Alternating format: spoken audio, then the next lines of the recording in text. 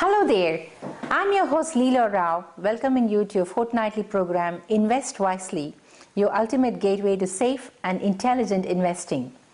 Today's topics for discussion revolve around high net worth investors with specific focus on estate planning.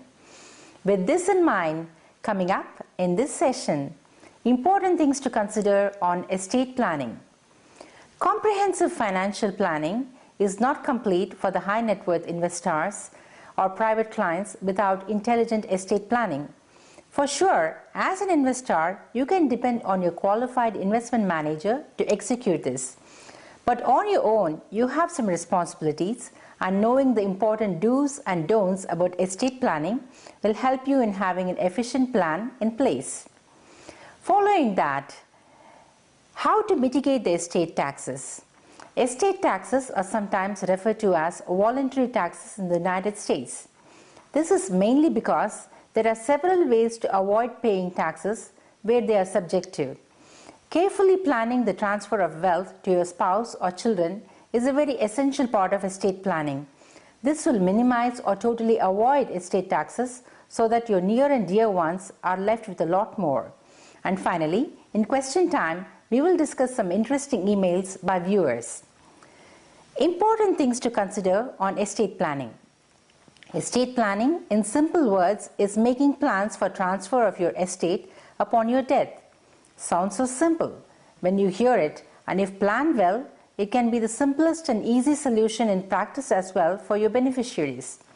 Wealth transfer is a dynamic process and should not be put off by anyone, especially the high net worth, thinking they will plan it when they get a little older. Start considering about estate planning even while you are building your wealth. Now let's go over some important items you need to consider when it comes to estate planning. The first and foremost thing that comes to my mind is have a will in place. A will happens to be the most important component of any estate plan. In a will, you need to clearly indicate the time, names of beneficiaries, and the determined share of each beneficiary. You also nominate a guardian should you have minor children and should something happen to you or your spouse. The will being a very important document, its wording is extremely crucial. Don't forget to update your will if any major changes occur in your life or the lives of your beneficiaries. The second item to consider is forming a living trust. This is especially important for the high net worth and the ultra high net worth. Forming a trust helps prevent your heirs from going through probate. This is how it works. The person whom you appoint as the trustee simply transfers ownership to the beneficiaries of the trust you formed. This makes the process less time consuming and avoids payment of any legal or court expenses. As soon as the property or the estate has been transferred to your heirs or beneficiaries, the living trust does not exist anymore. Thirdly, have a healthcare power of attorney in place. Here, another individual, which in most cases tends to be the spouse, or if not, any other trusted family member or friend, to make important healthcare decisions on your behalf. Make sure the person you choose would know your mindset and act exactly as you would prefer. Fourthly, have a durable power of attorney drafted, and if you are a married couple, it is most advisable to set up reciprocal powers of attorney. The person you name in the durable power of attorney acts on your behalf. He or she may have the power to transact financial assets such as real estate on your behalf. This kind of power of attorney is, however, revocable when the principal becomes fit again or mentally stable or upon his or her death. The fifth point of importance in estate planning is to designate beneficiaries. Retirement plans such as 401k or IRA, insurance plans, your bank account pass on to your heirs even without a will in place. This is the most important reason why you must name a beneficiary and a contingent beneficiary as well.